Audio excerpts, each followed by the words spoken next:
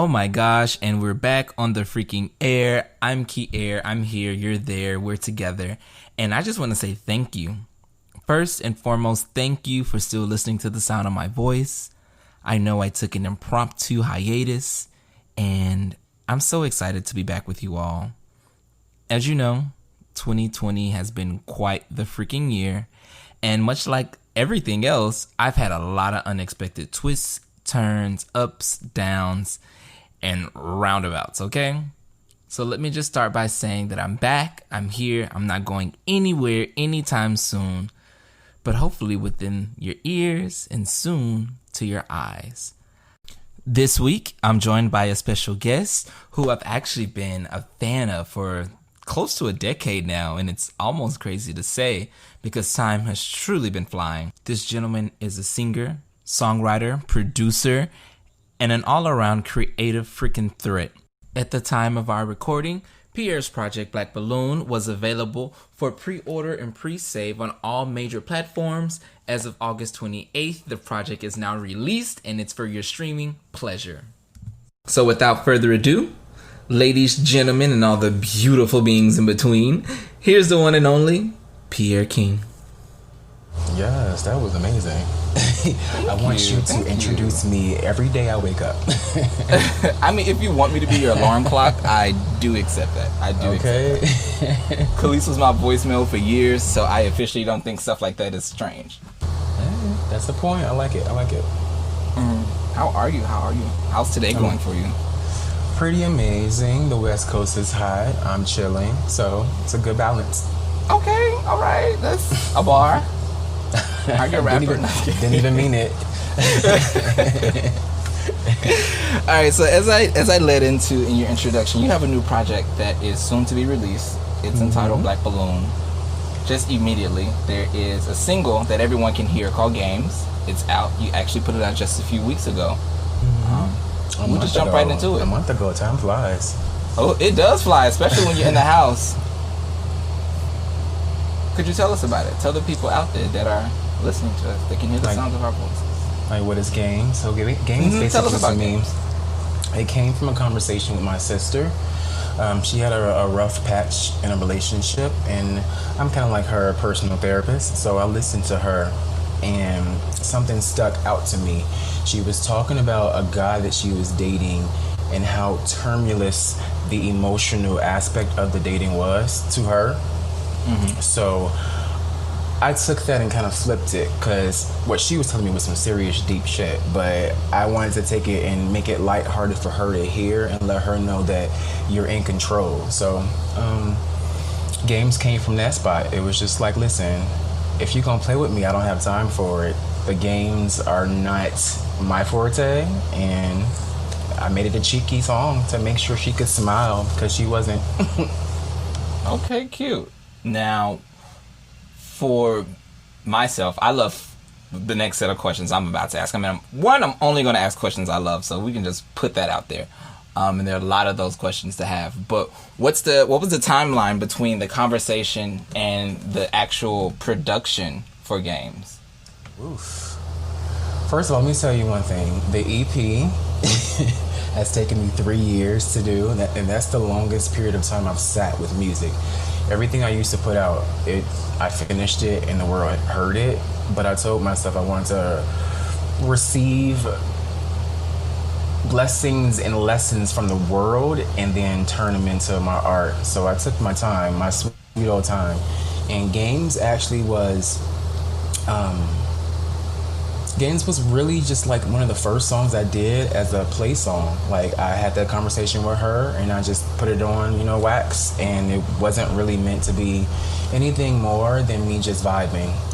But the thing is, Games actually has the same chords from the first track from the EP. So that's my thread of continuation. I wanted Games to give people a sound that was not familiar to me, because it's kind of more R&B driven. It's a little more in a smooth pocket, and my older music was really just like synthy, had a dance vibe to it. It had an urban, like good grit to it, but it wasn't like R&B, I would quote unquote say. So I said, let me play and make sure that I can get what I feel on the actual sound, which is I want to feel smooth and, you know, kind of sensual, kind of sexy, kind of fly. So it started like that.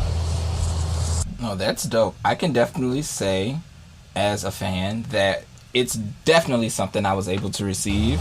Especially, like, one, there was the initial artistic growth that I received, so I think that's something that was super noticeable.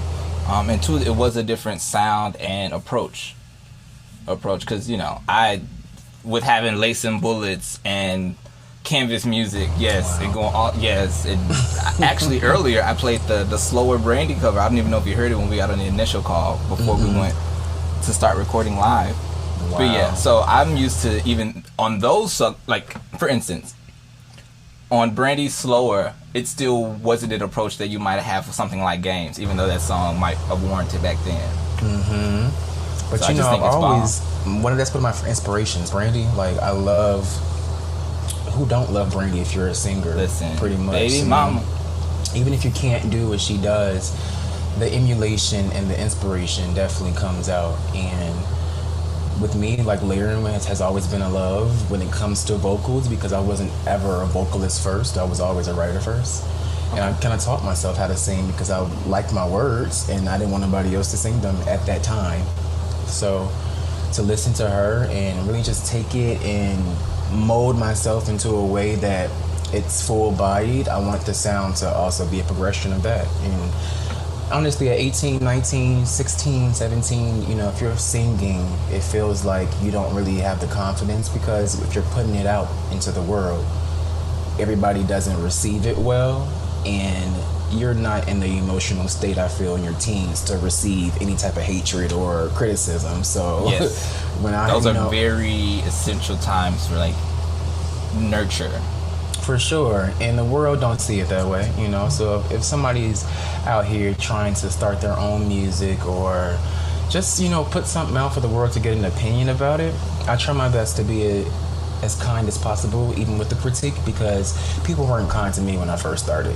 It was very mean, and it was because I was learning, and they didn't understand that. They didn't know my story, but I took it in stride, kept it pushing, and taught myself more. So what you're going to hear is a progression, because I feel like I have progressed. I feel like I try things. I'm still trying things. I'm learning. So I wanted to feel and people to know it. No, that's actually really bomb.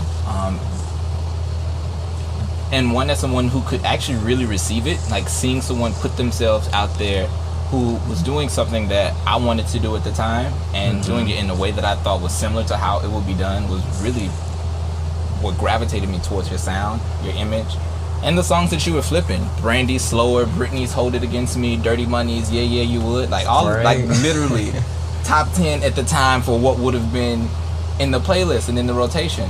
And so finding and seeing someone that resonated with what I was interested in is literally how I found you. And I mean, hell, 8, 9 X amount of years later, I'm glad to be able to even have you on a platform of mine. So I thank you again for doing this. No, thank you. It's wild to even hear that the things I have done or tried to do even stuck. So yes. I found that very that's important. why I had to die for that. I was like, no, I know it's at least 4 pictures in the tour. Like, I remembered.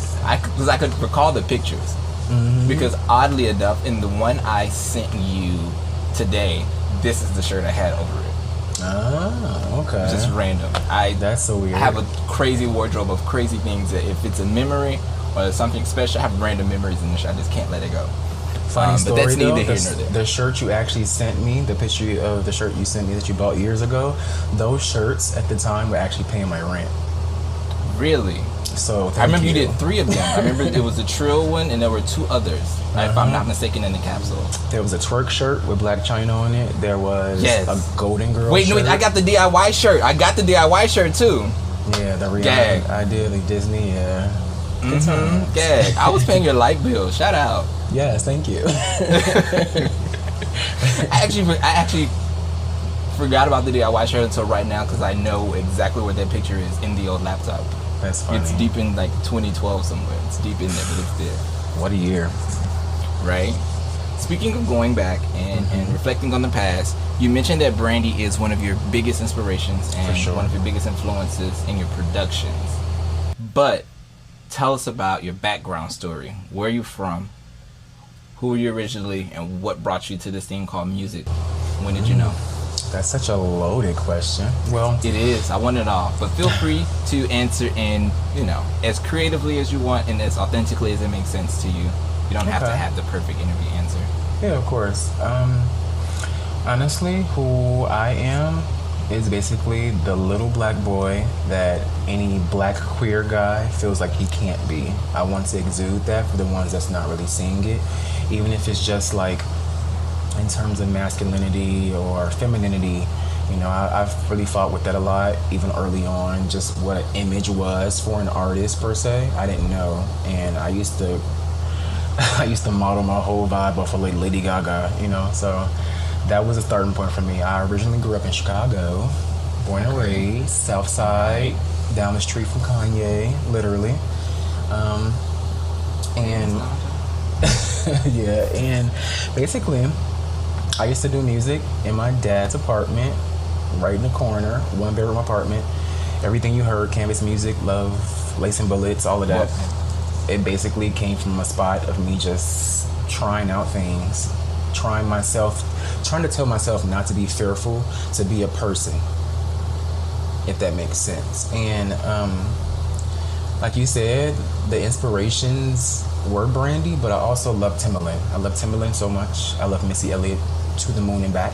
And that's where I got my thread of creativity behind inspiration. The idea of sound wasn't really foreign to me because I love music, I always have. But I do feel like the creativity aspect and just wanting to flip different things, hear different nuances, or even just try shit came from listening to them. Hell, even losing weight and stuff came from Missy. Like, I used to dance to gospel folks in my mom's house. She had a really small bedroom, and I would sit in that room for hours in a day listening to her, and then dance for hours at night listening to her. So growth came from them, definitely. Go off. And honestly, it does make sense in retrospect. You putting the Brandy, Timbaland, and Gaga together, I can definitely hear the influence for the time. Okay. They were the same people, are still the same people in my playlist. I just put Chromatica down this morning. It's actually a bop. I like it. Listen, there are only about 2 songs that I could chop, and everything else I thoroughly enjoy. Yeah, Fun Tonight is absolutely no fun whatsoever. So it can go. Exactly. Thank you. And Plastic Doll. You get it. You get it. You get it. Thank you. You get it. There's someone out there who stands by Plastic Doll who would not let me live it down. I'm so sorry. No, it's okay. It's okay. You mentioned that Brandy and Timbaland are 2 faves, so is it safe to say that Aphrodisiac is a pillar for you? That literally is the pinnacle of, like, I revisit that at least once a week. Like, some of my favorite songs from her came from that album. I feel like that's where I introduced myself to harmonization the most, and just playing with curation of sound. I feel like the difference between people's projects nowadays is they just do the songs, make a cute track listing and push it out. But if you listen to someone like Aphrodisiac, you'll hear a bunch of different sounds, but it also sounds cohesive. And cohesion is very important for me because I want a story to be told even if there is no story. You should listen to that shit and it feels like you're actually like in a different world for a little bit. And Aphrodisiac for sure is that album for me. So good find, good point. Top 3 songs on the project. This is where I get excited, especially talking about fellow stan stuff. Okay, top 3 of Aphrodisiac, I would probably say How I Feel. It's sticking out to me, so I have to say Who I Am. That's the intro song, but people don't really sit with that too much, and she was speaking her shit on that one. And I want to go with Focus. Focus really got me through. Even though I didn't feel what she was saying, I felt her speaking to me. There's something about the vocal reading on that, even if you don't listen to the words, is yes. Yes. Okay, I think Focus would be top 3 for me. It would be joined by Necessary is the song that stuck out to me randomly. Yeah, Necessary. Okay. And because I'm obnoxious, Sadiddy. Okay. But Yeah, it's see, not for the depth of like the resin. It's just yeah, and the tingy ningy. It's just so much. It's always done so much. It's just always done so much for me. Okay, the second verse. Yeah, today. Yeah, exactly. Like it's just so much. Yeah, it's just all that. It was just all that. That's sass for sure. You know who would do well with that kind of sass? Somebody like Normani. Yes. Yes. But I don't curate careers and listen, and I don't get paid to curate hers. So things we don't get paid to do. I would love to though. That's actually how I wanted to start. I started Shout music. out to her team. And I did love the agency life and doing the team stuff. I miss it in that capacity. I miss it in that capacity. I don't miss that arena. The industry was doing way too much craziness for the last 5-6 years, and that's a majority of my agency experience. So yeah.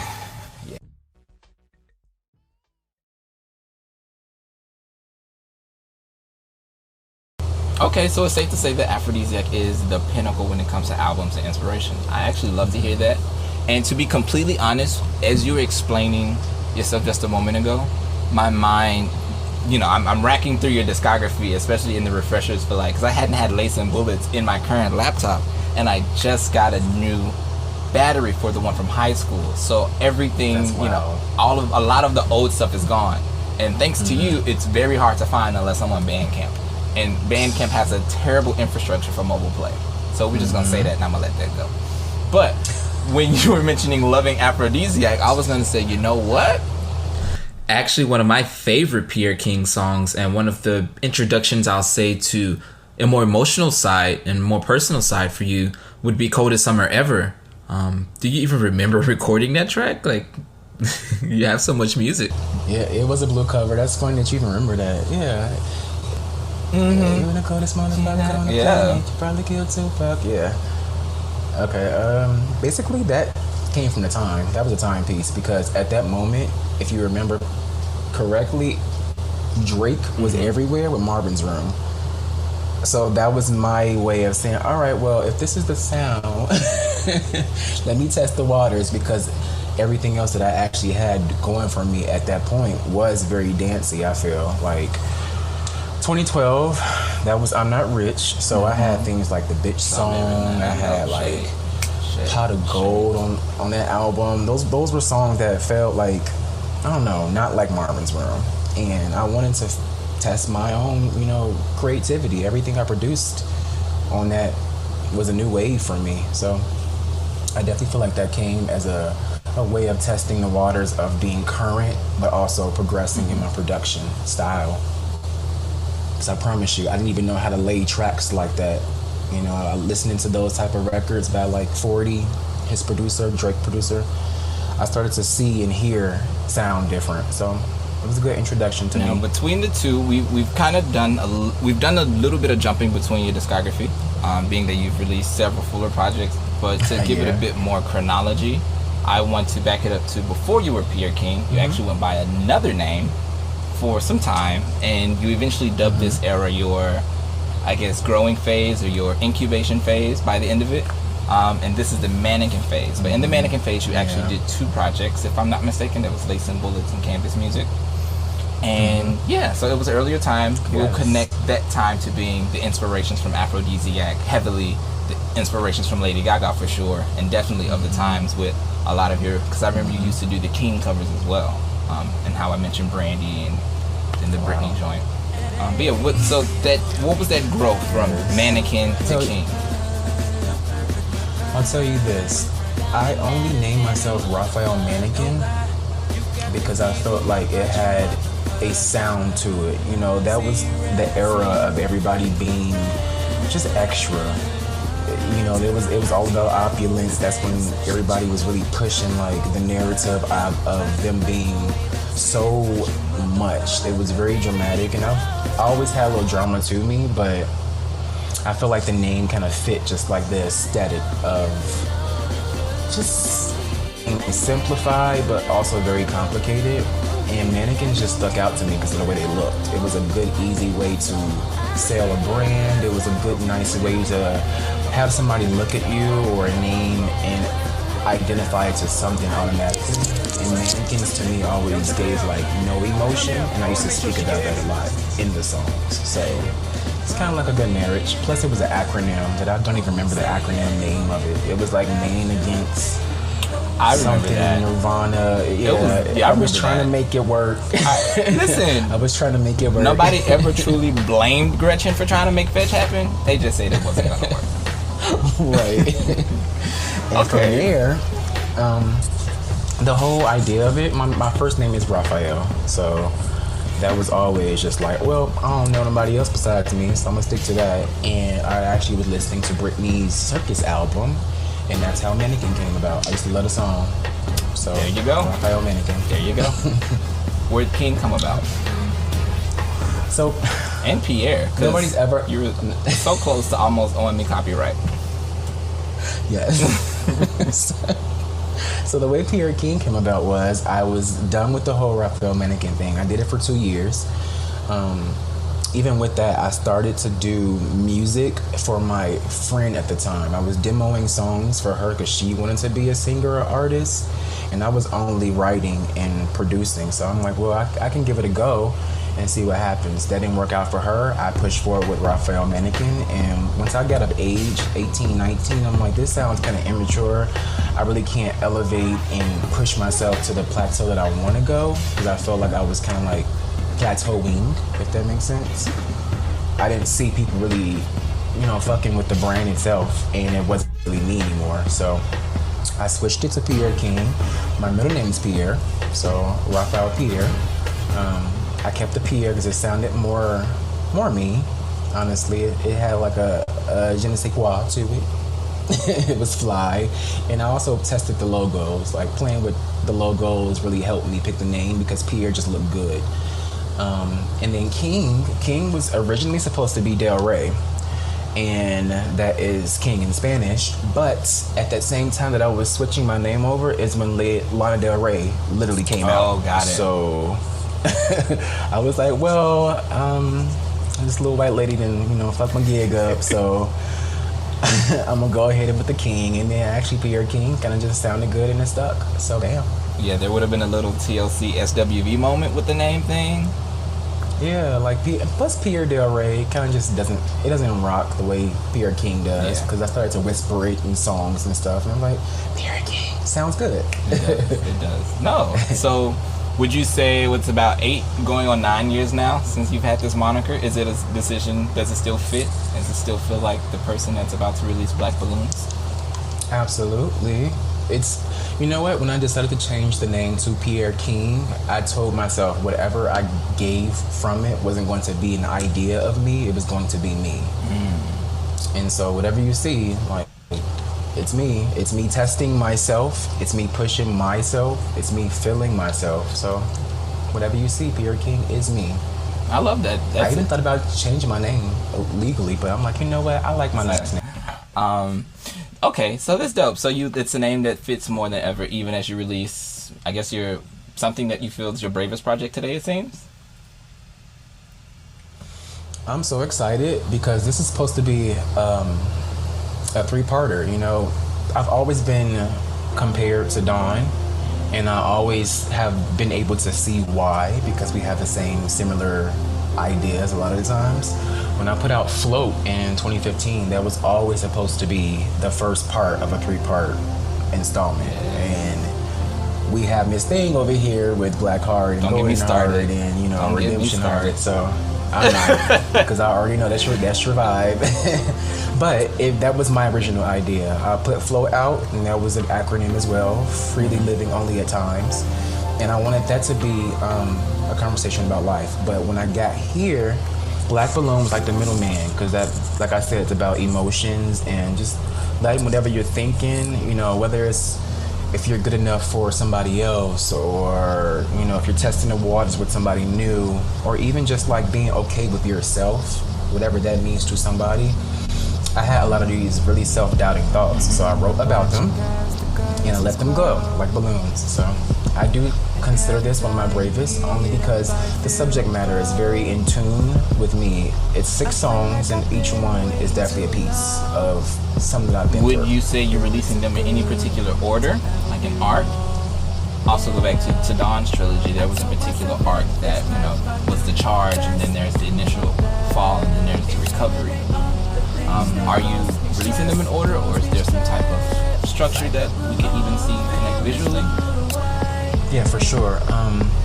With Float, I wanted it to feel airy, light. I used a lot of clouds for symbolism there. I used a lot of just muted palettes with a lot of grayscale, black and white. And the vibe, honestly, was just supposed to give a person life on a platter. Like, whatever you need to feel good about, please do it, because once you get to Black Balloon, we start to get a little bit more dark. So I wanted to Float to feel light. I want Black Balloon to have a darkness to it. You're gonna hear it. The sounds are, it's airy still, but it's a good marriage between Float and Black Balloon. You can play them together and it kind of sounds synonymous, but it's also very just like an elevation of being. And then I do have another one coming out after that, but I don't have a date or even an idea. I do have a sound for it. Okay. And that's just going to be a celebration, basically. So yeah, there isn't a strong arc like, you know, Dawn per se, but it's definitely a vibe. It's an intention of me feeling good about myself and saying, well, I feel good now. So I have these thoughts still that's kind of like being my saboteur, you know. So I'm going to let these feelings go, and then we're going to celebrate life. So it's definitely a marriage of me. Okay, I love that. I mean, you know, this is where the nerd stand in me just is thrilled and tickled at the same time, knowing that there's some intention there, because I feel all too often does our generation of artists lack that type. Listen, once coin came into the picture and everybody realized that coin is easy to get when you're doing something, the idea of art kind of just went out the window. And that's the tough thing for me. That's where I had to figure out, like, what am I doing this for? Yeah. Because I kind of lost that too. That's actually a really interesting point that you bring that up. Leading into the next segment, I want to talk about the financial experience of being an independent creator. So perfect that you bring up the idea of making a coin and just going by.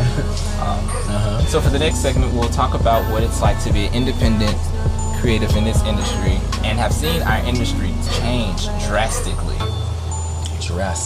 Oof. Within the last decade. So we'll be right back. It's Kyere with Pierre, and we're on the air with you. Now.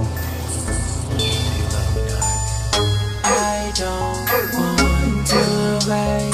What's up? Say hello here, City. How City? You can find me in your city when you call, babe. You can find me in your call up when you want, babe. Yeah. It's me and you against the world. We go together like Chanel and pearls. If I'm the person, then you're the girl. Let's get this love, babe. Another world.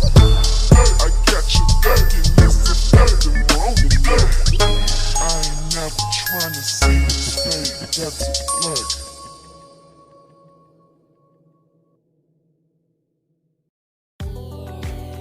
Hey guys, it's Kyere. I want to thank you for, first of all, listening to On the Air, and second of all, would just love to let you know that how I was actually able to get this idea in my head to On the Air. So, let me tell you about this awesome platform that is known as Anchor. You may have used the platform before for other podcasts, or you might have been your first time now for my show. But let me just tell you, it's super awesome, super effective, and can get you from zero to published in literal minutes. Let me tell you how. All you have to do is download the Anchor app in the App Store of your choice, or go to the website. That's anchor.fm,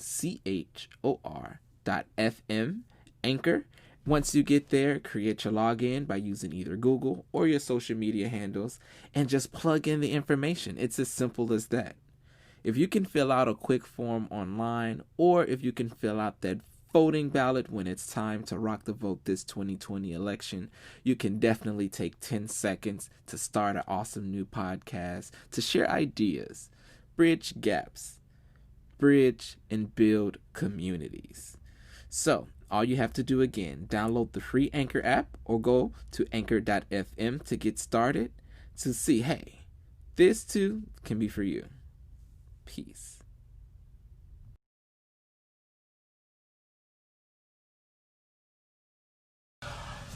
So we're back. Kyere here with Pierre, and we are talking business. Serious business that is being a creative, independent in this industry for the last decade. I could go on all day, so I literally, the wit is, we can go. Witty, obsessive, absurd, so let's do it. So for business brain, going even back to the beginning to now, what's the process like for Black Balloons financially versus the process for I'm Not Rich in your financial planning? Wow. Okay. So basically, when I put out I'm Not Rich, that was supposed to be what I call my debut album. That was like my first body of full work. That's why I started there. That I wasn't calling a mixtape. You know, it wasn't free. I'm like, well, I want people to pay for this because I feel like I'm working really hard. You know, everything I put out is for the most part produced and written solely by me, mixed, mastered by me. So I never had the tools to send stuff off or, you know, just have other input. It was always just me, and I really rock with that. But to put stuff out was an experience, to say the least, with I'm Not Rich, because the more songs you have, the more money you need to have to push those songs. And to be honest with you, at that moment, I did not have a dime. Like, everything that was coming out literally was just me saying to myself, like, listen, if you want somebody to hear you, if you want somebody to feel you, you got to go in full on and not worry about what you don't have, because all they know that you have is the music. You know, behind the scenes, nobody really sees or knows or struggle. They just see it might look good, oh, it's clean, that's all you care about, it sounds good, I'm gonna support it. But the good thing was, with me taking that leap, I actually got a lot of support, a lot of introductions to people that really still rock with me to this day. So that's exciting for sure, and I got a nice little bag off of it, so I'm really appreciative. To get any bag on your first independent, like, official debut release in that way, kudos. Yeah. One, I two, want to be to feel like you got a hefty bag. Congratulations. At the time, yeah, hefty, because I had just moved from Chicago for the first time to Philly. You know, I was kind of freshly dating somebody, and it was long distance. We're still together now, and it just feels like at that time I had a whirlwind of things happening in life, and I didn't have it all together, but I wanted it to seem that way. So to get a confirmation, like a little $1,000 from just putting music out, was like, you guys want to buy my music, you want to listen to me. And then y'all don't even know I did this in my drawers in the living room. So thank you. And I just wanted that thread to continue. I was about to say, imagine you and your drawers in 2020. It'd be a different story, and you probably get quicker coin. Who would have thunk it? I was about to say, no, I'm saying the idea of, there wasn't an OnlyFans then. Just sit here and watch me record. That's it. Oh, man. The craziness. Listen, I thought about it. I was going to introduce Black Balloon that way, in a real different way. But not me naked. It was just going to be like the link. And that's it. Maybe one photo. But I'm like, I don't want to sell myself like that. So.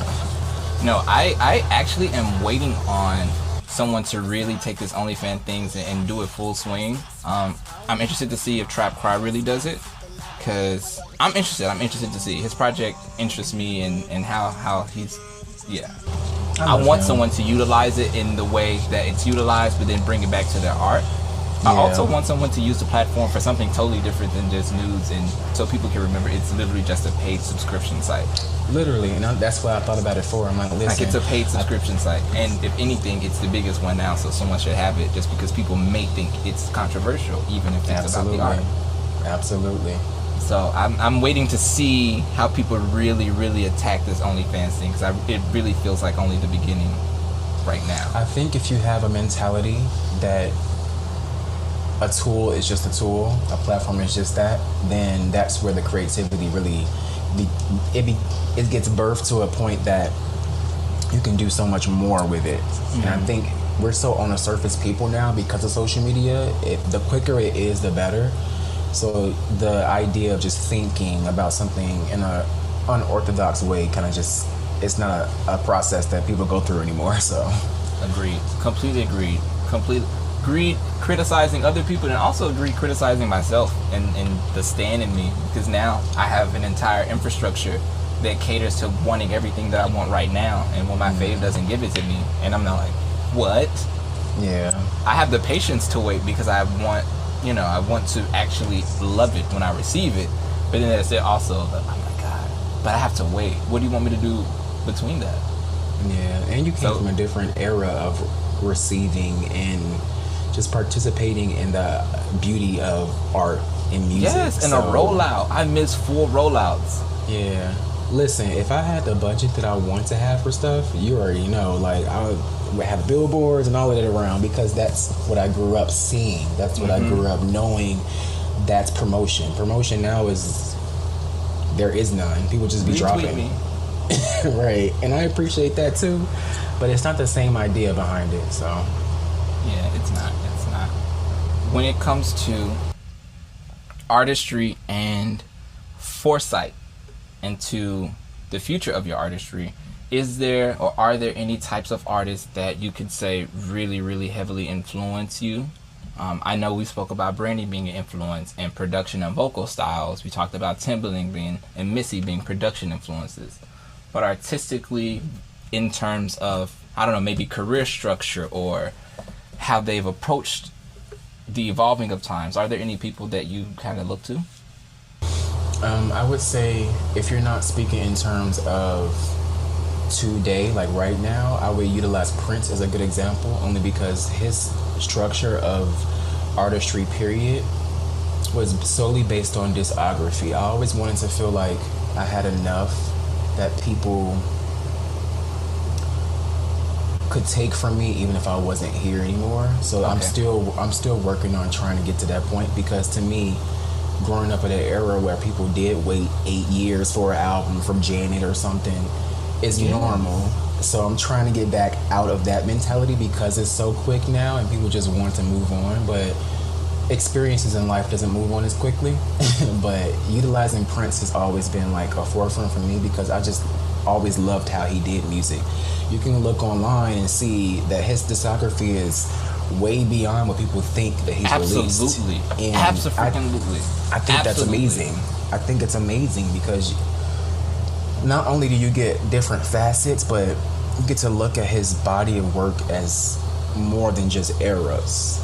It might be an era to you because it came out in 78 or 2001 or 99, but when you really delve into those pieces in that time, it's way more than that. So I always wanted that artistically, but in terms of career-wise, honestly, I've always wanted something like, who can I use as an example? Maybe like a Neo or Carrie Hilson, because people know their songs even if they don't know they've written them, but you also know Carrie Hilson and Neo.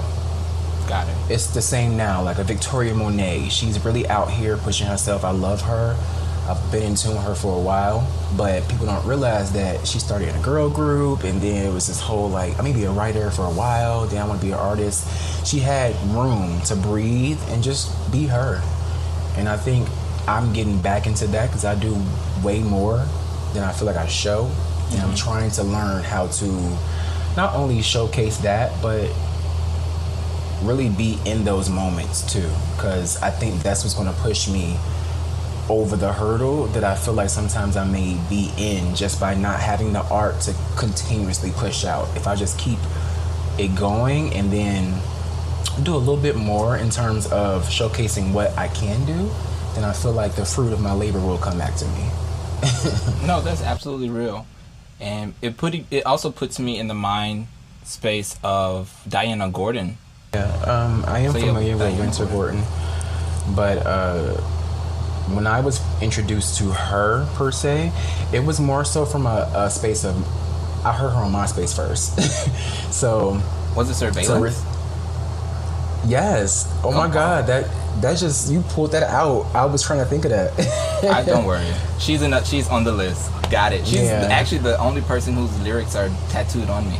I have 2 tats. I have "With the Music I Die" on my collarbone. Stan. I love that. Yeah, because it can never die. She is someone though, like that type of just structure of a career in itself. Because honestly, my goal has always been to just do what I do and live. I like to perform. I have performed before, but I've never been like a tourer because I don't really know the ins and outs of it. Like I was never the one to push for shows and stuff because I just didn't know who to push to. And I think the times have changed now, and it's good, but the times right now are also different. So I can't even do shows because I can't see people. But I got things up my sleeve for that because that was how I felt about Float, and I took the reins on myself and had my own shows because nobody was booking me. Listen, it did. It stuck. It stuck. That's what, 5 years ago now? Going on 6, probably. Jeez, yes. Okay, so you mentioned Prince. That's so funny. I say for me, my go-to artist who maybe whose structure of career that I would kind of idolize or emulate if given the chance, I would say Khalees, just because I love the space more than just the music and the style and like all the other dope stuff. I do appreciate the influence on culture, but then also the fact that she's on her farm, unbothered, you know, with her animals that are all named after food groups, you know. Exactly. Like biscuits, gravy, grits. I love it. I want to do that. But I will also, a really, really close second to that would be Robin. She's another artist that is very high on my list of vision board emulators, if you will. I love the fact that she can tour the world nonstop. The fact that this past year, Robin actually sold out Madison Square Garden.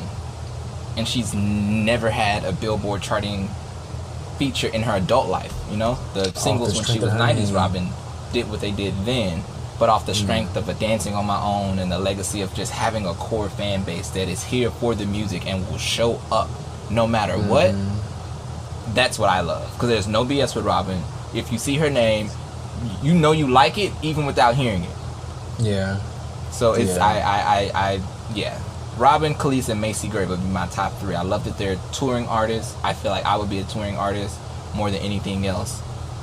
Yeah, I love the face-to-face interaction. I don't think I would like studio much because I don't like tedium. Yeah, I think for me, it's almost the same. Creation of music has never felt like my favorite aspect of it because I've done every medium within it. So the writing, production, all of that, I do it all, you know, so that's kind of consuming and it takes a lot of energy. But the final product, to have it in your hand and to push that, has always been my forte. So I think I would be a touring artist as well because just to have it and just to do it with an idea has always been my favorite aspect of it. Just to visualize what it could be is the exciting part for me. And we will soon love Black Balloon because it's available for pre-order now, and everyone soon will be able to hear it. You've already put out one song, Games. Is there another song? It's not even on there. Of the initials, it's not even on there. No. Oh, I was just about to ask if there's another song you're excited for us to hear. So we haven't heard anything. No, you haven't heard anything. You'll hear something tonight though, because the first single is called Us, and that comes out if you pre-order the project. You get that as a download, and then you'll be able to stream. Yeah, it's I'm really excited for people to hear Us though. Us is, it feels how I described to you about wanting to just visualize something. I use my Prince method of writing to make sure people could sit down, listen, and just see what I'm speaking. Okay, I'm excited. I'm excited for Us. I'm excited for Us. Oh, catch that. I'm excited for Us. Yeah. I like that too. What are the name of your fans? What do you call your fans? What are they to be addressed as amongst each other and to you? Oof, I used to call everybody part of my King's crew, but that was short-lived when names were the main thing to pull people in. Now I don't call people anything. Like, if you're a supporter, It's still the thing. Don't let the hotties fool you. I still make sure everyone that follows me passes the barb screening before I accept. Okay. Yeah, I don't really think about it no more in that faction, because whenever it comes to it, I just feel like if you're so really supporting and you're showing that, then like that's family. Like we're in a world that I don't want to feel too much disconnection, because if we're having a moment with each other, I want that to know it's genuine, not because you bought a single, or you bought a t-shirt, or you bought the album. Those things are appreciated, but putting a name on it for me always felt like pets in a way, if that makes sense. It's cute, and I do know it. I usually just call everybody kings and queens just because my name's Pierre King, but that's not more so like a pet name to me as like a Barb or Doja calls like her kittens or something. It's not that to me. If I call you king and queens because I don't know what your identity is, because the world has changed so much even with that, and I don't want to disrespect nobody. But kings and queens to me just sounds very just universal. Okay, kings and queens. That works for now. So if you see Pierre King on the street, make sure you call him king. He may call you king or queen as long as he asks your pronouns. But at the end of the day, I'm going to call you talented. I thank you for your time. I'm so excited for the project. I'm excited for us. I'm excited for the world. I'm excited for what's happening next in this world, because nobody knows. It's a reset for everybody. So I'm just excited to see who's standing after the ashes, you know? Period. I tend to be I'm going to be here. Yeah, right. I'm not going without a fight. They tried to kill your favorite. Period. But I'm not going out without a mother fight. Yes, well, I'm excited for you to hear Black Balloon, and I can't wait for you to hear it. Yes, well, actually, by the time people hear this, it will have already, at least for us, been out for those that are able to stream. So that's super exciting. Yes. So yeah, love that. So make sure everywhere music is streamed legally, everywhere music is streamed legally. You support Pierre King because we must support black art, support black indie art. We cannot make it to the top if we don't do it together. I'm Kyere, that's Pierre. We've been together, and you're hearing the sounds of our voices. I thank you, as always, this week, next week, and all the weeks in between. We are on the air, and we are signing out. All right. It's been amazing. Thank you so much. No, thank you for coming. Like, it's been a long time coming. Initially, I was going to do the first run or season of this program featuring all of my favorites in a different category and capacity of their careers, but I decided that there's so many people putting out dope stuff now. Why should I immediately jump to reflection when this is a great time of production for so many of us? So I'm reaching out, and I'm starting out with the people that I feel like were day ones. For me joining Twitter, for me joining Facebook, for me joining... Oh, this is pre-Instagram. Instagram was not even an idea then. This is pre-Vine.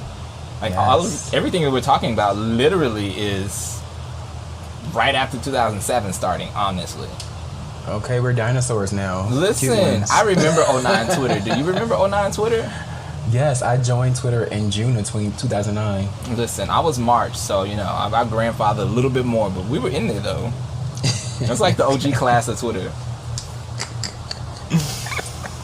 All right, but we're gonna go. Thank you for coming again. Thank you for your art. I'm excited for the future. Thank you.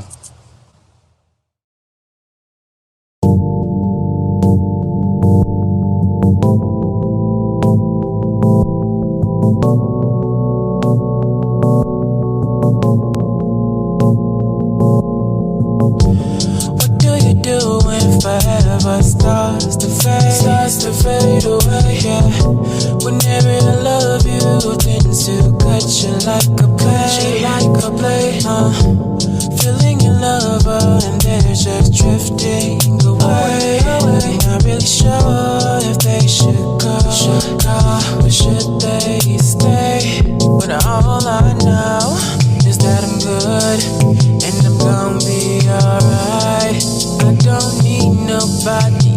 sound. It's just me, myself, and I. So leave me alone.